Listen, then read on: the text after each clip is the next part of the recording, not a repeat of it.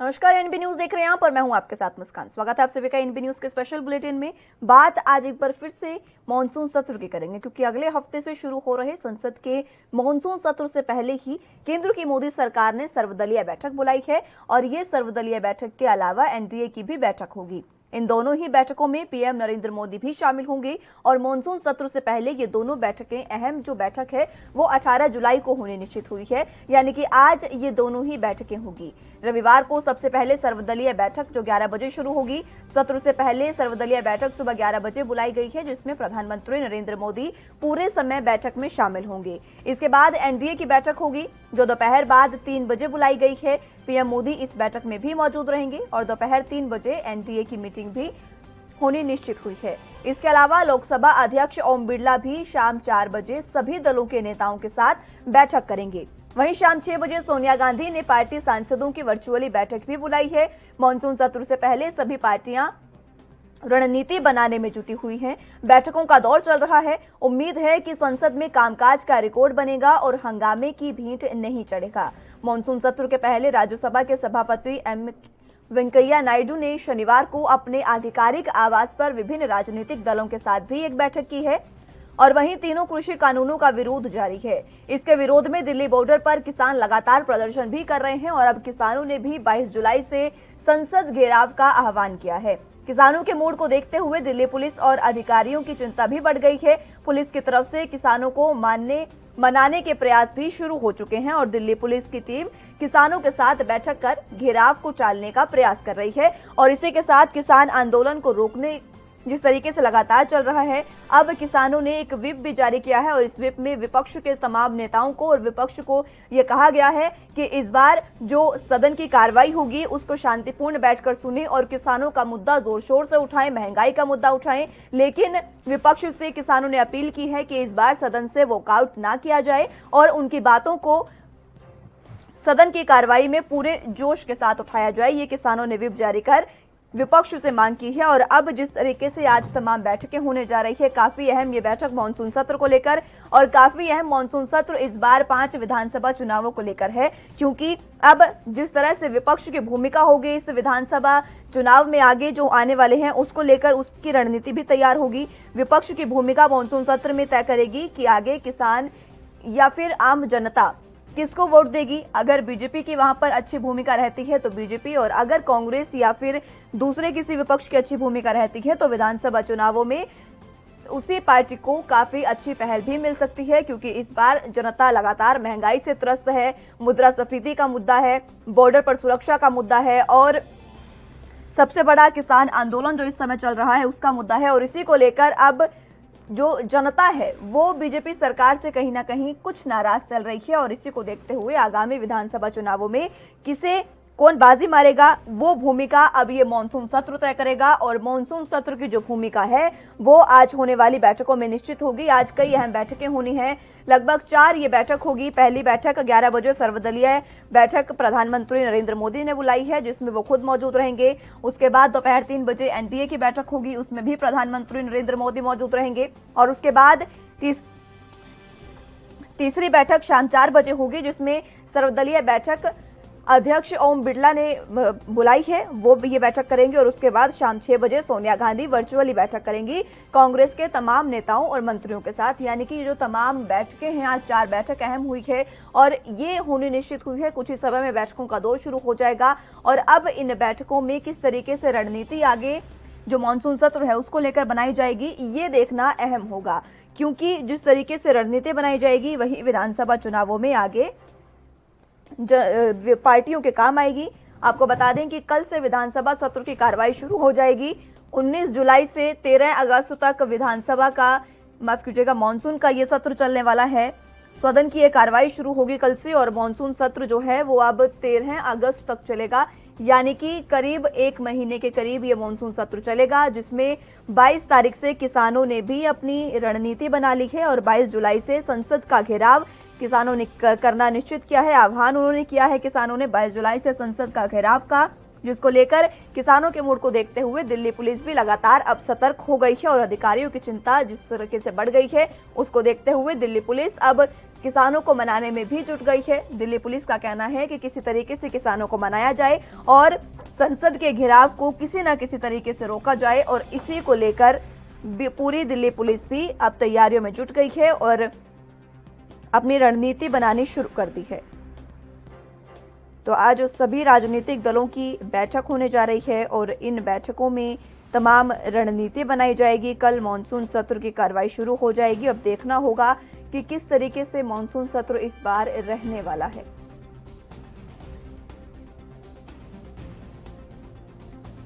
चार बैठक आज हैं और किसानों ने भी अपनी जो रणनीति है वो जाहिर कर दी है। 22 जुलाई से किसान संसद का घेराव करेंगे और किसानों ने व्हिप भी जारी किया है। ये व्हिप विपक्ष के लिए है जिसमें किसानों ने मांग की है कि इस बार जो मॉनसून सत्र होने जा रहा है उसमें विपक्ष वॉकआउट ना करे और पूरे तरीके से तसल्ली से बैठकर शांतिपूर्ण तरीके से वहां पर बैठकर सरकार की भी बात सुनी जाए और ये पूरी कोशिश की जाए कि इस बार किसान आंदोलन जो पिछले कई लंबे समय से चलता आ रहा है, 7 महीने से ज्यादा किसान आंदोलन को समय हो गया है, वो समय अब आ गया है कि अब आंदोलन को खत्म किया जाए और यही इसलिए किसानों ने व्हिप जारी किया है कि विपक्ष जो है वो किसानों के मुद्दे को जोर शोर से उठाए और सदन से वॉकआउट ना करे, यानी कि पूरी जो कार्रवाई है उसको सुने और किसानों के मुद्दे को उठाकर कहीं ना कहीं कृषि कानूनों पर सहमति बनाने का प्रयास यहाँ पर किया जाना है, जिसको लेकर किसानों ने भी व्हिप जारी कर दिया है। दोपहर 3 बजे एनडीए की बैठक होने वाली है।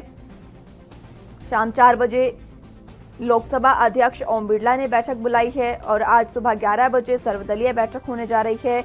2 बैठकों में सर्वदलीय बैठक और जो एनडीए की बैठक है उसमें प्रधानमंत्री नरेंद्र मोदी खुद शारीरिक रूप से मौजूद रहेंगे और इसके बाद 4 बजे सर्वदलीय बैठक अध्यक्ष ओम बिरला ने बुलाई है और शाम 6 बजे सोनिया गांधी ने पार्टी सांसदों की वर्चुअली बैठक बुलाई है, जिसके बाद ये बैठक जो है इसमें रणनीति तय की जाएगी कि किस मुद्दों पर सरकार को इस बार मॉनसून सत्र में घेरा जाएगा।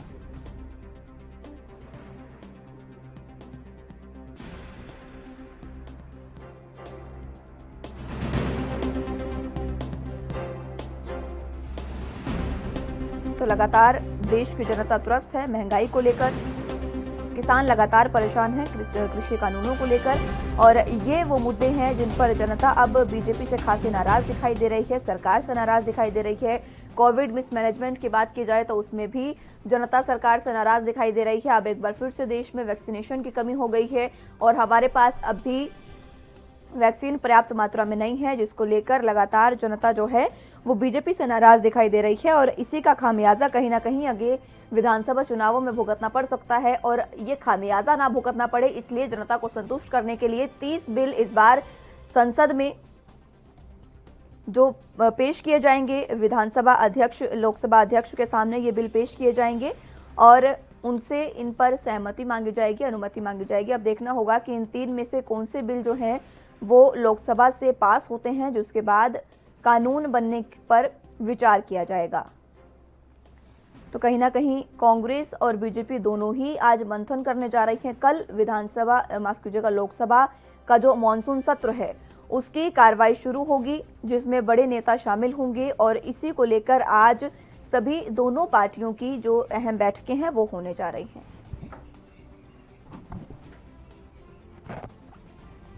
तो इसी पर हमारे साथ captain I Singh ji BJP से मौजूद हैं, उनसे बातचीत करेंगे और जानेंगे किस तरीके से बीजेपी इस बार मॉनसून सत्र में अपनी भूमिका निभाएगी। कैप्टन साहब, बहुत स्वागत है आपका एनबी न्यूज पर। जी धन्यवाद। जी, मॉनसून सत्र कल से शुरू होने जा रहा है, इसी को लेकर आज बैठकों का दौर जारी है। 2 अहम बैठकें हैं जो होने जा रही है, जिसमें प्रधानमंत्री मौजूद रहेंगे और एक लोकसभा अध्यक्ष ने जो बैठक बुलाई है सर्वदलीय बैठक, वो भी काफी महत्वपूर्ण है मॉनसून सत्र को लेकर। क्या कुछ कहेंगे? जी बिल्कुल, हम बैठक के लिए पूर्ण तैयार हैं, आगे की रणनीति तैयार करेंगे और जो हमारी योजना पहले से चल रही है उनके ऊपर जो है ना पूरी समीक्षा की जाएगी और आगे के लिए सोचेंगे कि हम आगे से अगर कोरोना जैसे तीसरी लहर सुन रहे कि आने वाली है तो उसकी पूरी तैयारियां की जाएंगी। तो इसी तरह से मुस्कान जी हमारी पूरी तैयारियां हैं, पूरी सरकार हमारी इसी विषय में लगी हुई है जिस तरह से आपने देखा होगा पिछली बार माननीय मोदी जी ने मंत्रिमंडल का जो विस्तार किया है उसमें नए नए ऊर्जावान लोगों को लेके आए और उन्हें विशेष जिम्मेवारियां दी हैं। तो वो ही जो है ना अब लोग अपना काम कर रहे हैं और धरातल पे एक बहुत ही अच्छा बेहतरीन काम नजर आएगा।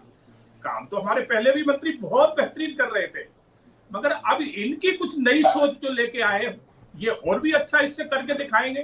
तो उसी को लेके आज हमारी जो जो आज है पूरी तैयारियां है और इसी पे ये पूरा जो है ना फोकस रहेगा। ठीक है, रत्नाकर सिंह जी हमारे साथ कांग्रेस से जुड़ चुके हैं। रत्नाकर सिंह जी, बहुत स्वागत है आपका एनबी न्यूज पर। रत्नाकर जी, देखिए आज 3 अहम बैठकें होने जा रही है। 2 सर्वदलीय बैठक है जिसमें कांग्रेस भी मौजूद रहेगी, एक प्रधानमंत्री ने बुलाई है, दूसरी लोकसभा अध्यक्ष ओम बिरला ने बुलाई है और तीसरी आपकी अहम बैठक शाम 6 बजे वर्चुअली होने वाली है जो सोनिया गांधी जी आज लेने जा रही हैं। इन बैठकों में क्या कुछ अहम रहने वाला है, किस तरीके की रणनीति तैयार की जाएगी? देखिए, ये सत्र है उसी से संबंधित सारी बैठक है और इस तरह से सुचारू रूप से सब कुछ चलाया जाए और देश के जो ज्वलंत मुद्दे हैं आज के परिदृश्य में उन मुद्दों पे किस तरह से डिस्कस किया जाए और सदन सुचारू रूप से चलाया जाए। मेरा मानना है कि इसी मुद्दे पे जो बैठकें हो रही हैं और इसी मुद्दे पे बैठकें होंगी। और देखिए, विपक्ष हमेशा चाहेगा कि सदन जो सुचारू रूप से, क्योंकि यहाँ पे प्रधानमंत्री मन की बात करते हैं और कोई कमेंट नहीं करते हैं 7 सालों के दौरान, लोगों की बात नहीं सुनते हैं। तो संसद एक ऐसा माध्यम है जहाँ पे हम लोग अपने प्रश्नों को प्रधानमंत्री से पूछ सकते हैं, भारतीय जनता मोदी सरकार से पूछ सकते हैं। तो एक अपॉर्चुनिटी को हम कभी नहीं करें। हम चाहेंगे कि हम संसद सुचारू रूप से चले और हमारे जो देश के मुद्दे हैं, जो मुद्दे हैं, जनता से जुड़े हुए मुद्दे हैं, उन मुद्दों पे चर्चा किया जाए और जहाँ पे सरकार मुद्दों पे फेल हुई है उसको किस तरह से उस मुद्दे को ठीक किस तरह से उन चीजों पे आगे रणनीति बनाई जाएगी। इन सारी चीजों का जो है डिस्कशन वहाँ पे जरूर होगा। ठीक है, आप दोनों के स्टार्टिंग कमेंट हो चुके हैं। अब आप एक दूसरे से क्वेश्चन कर सकते हैं, डिबेट ओपन रहेगी। कैप्टन साहब, आपके पास आना चाहूंगी। देखिए, मॉनसून सत्र की जो कार्रवाई है वो कल से शुरू होने जा रही है और इस कार्यवाही में जो विपक्ष है, कांग्रेस है, वो आपसे मांग कर रही है कि आप उनके मुद्दों को सुने और बिना बात के जो जिस तरीके से रत्नाकर सिंह जी ने कहा कि आप सीधे ही कोई भी अगर बिल ला रहे हैं तो उसको पास ना करें, उनकी बात सुनी जाए और उस पर उनको जवाब भी आप पूरे तरीके से दें, ये रत्नाकर सिंह कह रहे हैं। बिल्कुल मुस्कान जी, सरकार कभी बिल ऐसे पास नहीं कर लेती। सरकार जो भी बिल पास होता है पूरे सर्वसम्मति के साथ होता है और एक सदन में नहीं, दोनों सदन में होता है। तो सरकार का ये बिल ये नहीं कि उसने लाया और अपने हाथ से पास कर लिया। तो ये तो कांग्रेस के हमारे मित्र हैं, इन्हें पूरी समझना पड़ेगा। मैं ये नहीं कहूंगा कि इन्हें जानकारी नहीं है, मैं यही कहूंगा कि इस चीज को समझे कि कोई भी बिल है सर्वसम्मति से पास होता है और सर्वसम्मति में तो आप सोचिए कि वहां सभी दल होते हैं, सभी पार्टियां होती है, पूर्ण बहुमत से होता है। तो इसलिए ऐसा कुछ नहीं है जल्दबाजी में और हम वो ही बिल लाते हैं जो इस देश में, इस देश की जनता के हित में होता है। ऐसा हम कोई बिल नहीं लाते जिस तरह से कांग्रेस ने दुनिया भर के कानून बना के रख दिए थे, जिन कानून की इस देश में जरूरत ही नहीं थी। सिर्फ एक काम जरूर हो रहा था उन कानूनों से कि देश की गाड़ी कमाई उनसे जरूर लूटी खाई जा रही थी।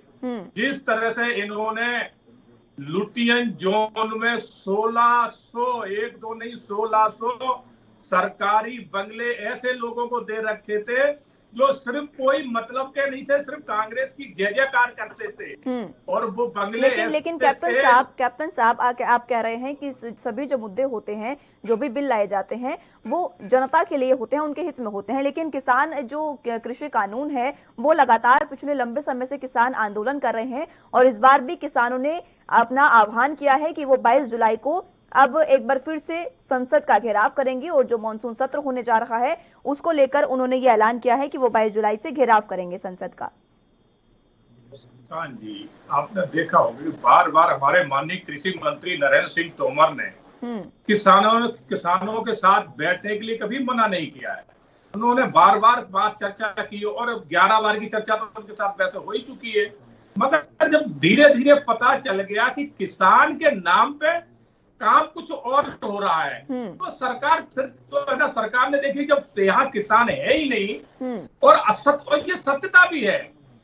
आज पूरा जहाँ के राकेश टिकैत है किसान नेता, आज आप वहां सर्वे कराओ, वहां का 99% किसान ये कह रहा है कि मैं बीजेपी के इस बिल से बहुत खुश हूँ।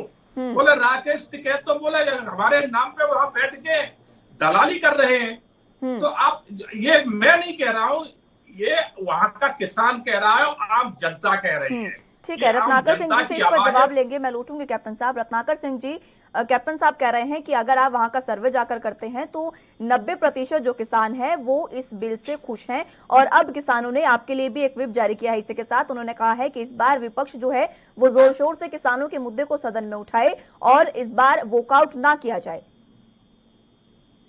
बिल्कुल, देखिए सदन में जब तक सारी बातें सुनी जाएंगी हम चीजों को जरूर ठीक है हम आएंगे और चीजों को डिस्कस करेंगे, लेकिन जब सदन में मनमाने तरीके से सदन चलेगा और हमारी बातें नहीं सुनी जाएंगी तो उस परिस्थिति में वॉकआउट करने के अलावा हमारे पास कोई ऑप्शन नहीं।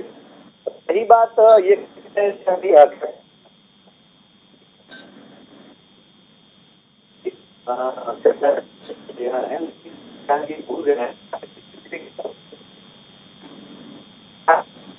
कि तीन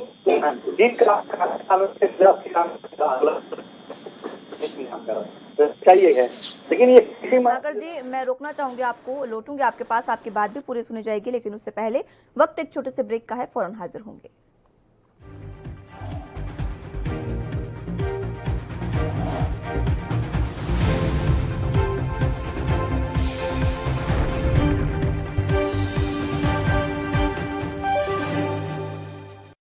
चलिए बात एक बार फिर से मानसून सत्र के करेंगे। हमारे साथ तमाम गेस्ट मौजूद हैं, उन्हीं से बातचीत करेंगे। रत्नाकर जी, आपसे मैं जानना चाह रही थी कि जिस तरीके से किसानों ने अपील की है आपसे और जिस तरीके से कैप्टन साहब भी कह रहे हैं कि अगर आप सर्वे करेंगे तो 90% किसान वहां पर खुश हैं। जी देखिए, जो कैप्टन साहब कह रहे थे कि किसान आज बहुत खुश है और कृषि मंत्री बात करने के लिए तैयार हैं, लेकिन ये कहीं न कहीं अधूरी बात कह रहे हैं। पूरी बात मैं आपको जानकारी दे देता हूँ। किसान आज जो है लगभग 7 महीने से ऊपर हो गए, 8 महीने से ऊपर हो गए, आज किसान वहाँ पे आंदोलन कर रहे हैं। ये जरा ये बताएंगे क्या कि प्रधानमंत्री जी वहीं पे वहाँ से 30 किलोमीटर दूर बैठे हैं, एक बार भी वहाँ पे जाके किसानों का उन्होंने हालचाल लिया है क्या कि उनके विचारों को सुना है क्या, वो क्या कहना चाहते हैं क्या नहीं कहना चाहते हैं। अपने सिर्फ प्रतिनिधि को वहाँ भेज देते हैं, मंत्रियों को वहाँ भेजते हैं और खाना पूर्ति होती है और यह दिखाने की कोशिश की जाती है कि हम किसानों से बात करते हैं, लेकिन रिजल्ट कुछ आता नहीं है। यही कृषि मंत्री नरेंद्र सिंह तोमर कुछ दिन पहले कह रहे थे कि अगर किसान तीनों किसी कानून बिल जो है वो रद्द करने की मांग छोड़ दें तो हम उनसे बातचीत करने के लिए तैयार हो जाएंगे। लेकिन सोचने वाली बात यह है कि किसान वही तीनों काले कानून को रद्द करने की मांग कर रहे हैं और कृषि मंत्री कह रहे हैं कि अगर उसकी मांग छोड़ दें तो हम बात करने के लिए तैयार हो जाएं। तो ये कौन सा तर्क है? जो मांग किया जा रहा है उस पर आप बात नहीं कर रहे और तीसरी बात लेके आ रहे हैं कि आप उस पर बात नहीं करेंगे तो हम करेंगे। रही बात किसान आज बहुत खुश है, ये जो कह रहे हैं कैप्टन साहब, मैं इनकी बातों का जवाब दे देता हूँ। आज देखिए, आज किसान जो है महंगाई के बोझ के तले दबा हुआ है। आज जो यह दावा कर रहे थे किसानों की आय जो हम दुगुनी कर देंगे, आप आंकड़ा उठा कर देखिए, जो यूपीए सरकार में किसानों की जितनी आय थी उससे भी आज आय कम हो गई है। आज डीजल के दाम जो है वो दोगुने हो गए हैं। कृषि फार्मिंग में आपको जानकारी होगी कि डीजल का कितना महत्वपूर्ण योगदान होता है। अभी डीजल बढ़ता है तो वहाँ की जुताई और बुआई की जो है कॉस्टिंग बढ़ जाती है, तो डीजल के दाम बढ़ने से किसानों के ऊपर जो है दोहरी मार पड़ रही है। रही बात यूरिया की, रत्नाकर साहब, कैप्टन साहब, जिस तरीके की रत्नाकर साहब ने बातें कही है कि जो महंगाई है और किसान आंदोलन, जो तमाम जो कानून है का जो जिस तरीके से किसान काले कानून जिनको कह रहे हैं और महंगाई, पेट्रोल डीजल के दाम जिस तरीके से बढ़ रहे हैं, ये दोहरी मार किसानों पर है। और यही दो मुद्दे ऐसे हैं जिस पर विपक्ष आपको सबसे ज्यादा मानसून सत्र में घेरेगा और यहीं पर बीजेपी सरकार घिरती भी नजर आ रही है। मुस्कान जी, जैसे अभी कांग्रेस के मित्र ने कहा कि 3 कानून, ये नरेंद्र सिंह तोमर ने कहा है कि 3 कानून की गिनती छोड़ दे, तो ये सत्यता है। सरकार जो बिल लेके आई है वो सरकार की कोई एक उससे निकाला और पास तो होता नहीं है।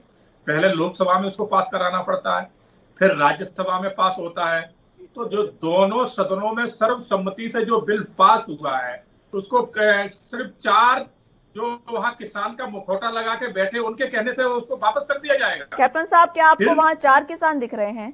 और दूसरी बात, सर्वसम्मति से, कैप्टन साहब, सर्वसम्मति से ये बिल कैसे पास हुआ जब विपक्ष ने वॉकआउट किया था सदन से, विपक्ष की जब नहीं सुनी गई थी, और उसके बाद ये बिल पेश हुआ था? सर, रत्नाकर सिंह भी यहाँ मौजूद है, वो भी तमाम बातें जानते हैं, वो भी बताएंगे आपको। मुस्कान जी, आप मेरी बात सुने।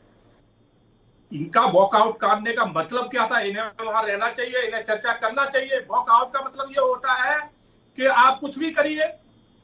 तो अब मान ली मैंने, चलो ये लोकसभा से चले गए, राज्यसभा में कैसे पास हुआ? राज्यसभा में तो इनके अलावा और भी तो सदस्य थे ना। तो फिर भी हमारी सरकार ने कहा कि आप हमारे साथ आइए और आप बताइए इसमें कहां आपको कमी नजर आ रही है, हम उसमें संशोधन जरूर करेंगे। और सरकार संशोधन करने के लिए बिल्कुल तैयार थी। सरकार ने यहां तक बात मान ली कि सुप्रीम कोर्ट ने कहा कि कुछ समय के लिए इस पे होल्ड पर रख दो। सरकार ने ठीक है, वो होल्ड पर रख देंगे, आप इसके नफा नुकसान देख लो, तब तक कि आपको पता चल जाएगा। मगर समस्या का मुस्कान ये है कि इनकी नीयत साफ नहीं है, क्योंकि इनके साथ जो विदेश से फंड आ रहा है, मीडिया जुड़ी है, उसका उसूल सिर्फ सोच ये थी किसी तरह से ये कानून वापस करा के बीजेपी सरकार को नीचा दिखाओ और प्रधानमंत्री नरेंद्र मोदी को नीचा दिखाओ। और लेकिन किसान, कैप्टन साहब, लेकिन किसानों के पर तो कोई ऐसी फंडिंग नहीं है ना सर। किसान तो इस तरीके से इतने लंबे समय से बैठे हैं। रत्नाकर सिंह जी, आप ही से जवाब चाहूंगी। देखिए, आप पर सीधे आरोप लग रहे हैं। एक 2 सेकंड का समय दे, 2 सेकंड का समय, 2 सेकंड का। जी, मैं लौटूंगी कैप्टन साहब आपके पास। देखिए, कैप्टन साहब जो कह रहे हैं कि राज्यसभा में बिल पास हुआ और लोकसभा में भी पास हुआ है, तो अगर लोकसभा में पास हुआ है तो राज्यसभा में भी नहीं पास होना चाहिए। कहीं न कहीं मैं बता देना चाहता हूँ कि लोकसभा में ही या पहले ही चरण में ये बिल पास नहीं होता। यह बिल अलोकतांत्रिक तरीके से पास किया गया है लोकसभा में, चूंकि राज्यसभा में इनकी संख्या बहुमत में है, इसलिए राज्यसभा में ये आसानी से पास कर दिया। लेकिन लोकसभा में हम इस बिल को पास नहीं करना, इस काले कानून को पास नहीं करना देना चाहते थे, लेकिन ये हमारी बातें सुनी नहीं गई। हम जो कह रहे थे उसकी बातों को माना नहीं गया, इसलिए हमने वॉकआउट किया और ये आनंद फानंद में अलोकतांत्रिक तरीके से उस बिल को पास किया गया। रही बात दूसरी की, ये कह रहे हैं कि किसी कानून बिल में कहाँ खोट है ये बताए, हम बातचीत करने के लिए तैयार हैं। तो मैं इनको गिना देता हूँ कुछ चीजें जो ये समझ जाएंगे कृषि कानून में कहाँ खोट है और ये जवाब भी नहीं दे पाएंगे। देखिए, आज जो है वो किसान क्या मांग कर रहे हैं? किसान मांग कर रहे हैं कि हमें एमएसपी दिया जाए, लेकिन सच्चाई ये है कि आज जो खाद्यान्न सरकार द्वारा खरीदा जाता है उस पे एमएसपी सिर्फ 6% अनाजों पे दिया जाता है।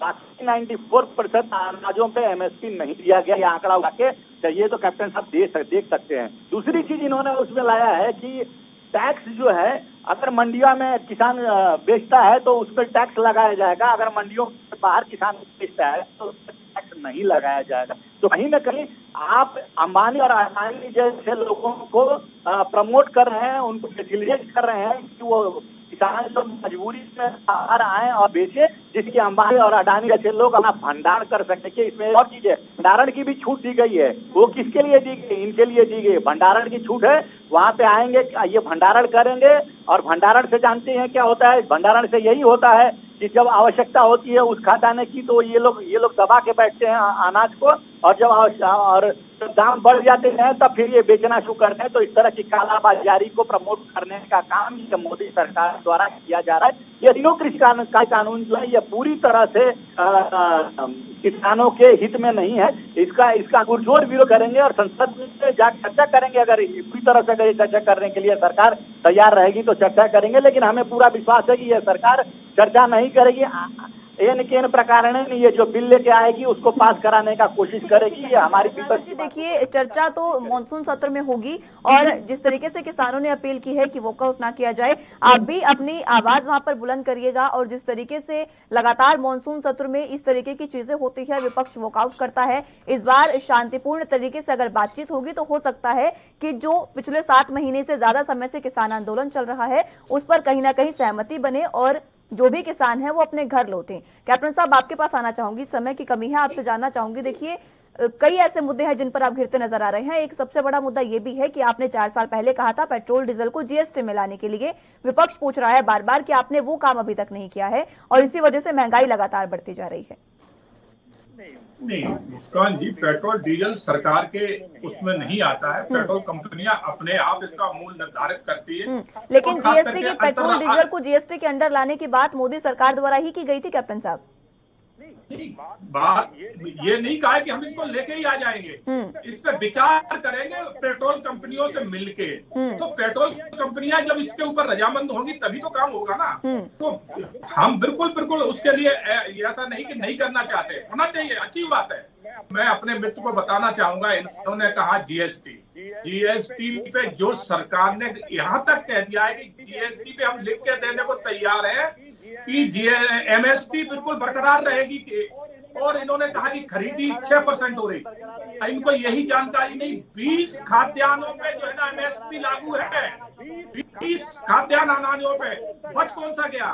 तो पहले इनको बोलो होमवर्क करके आया करे। जानकारी होती नहीं है, कुछ भी कहने लग जाते हैं, क्योंकि इनके नेता को भी जानकारी नहीं है। वो भी कुछ भी बोल देता है, चाहे सदन में बोल देगा, बाहर बोल देगा, पहले ट्वीट कर देगा, फिर बाको वापस ले लेगा।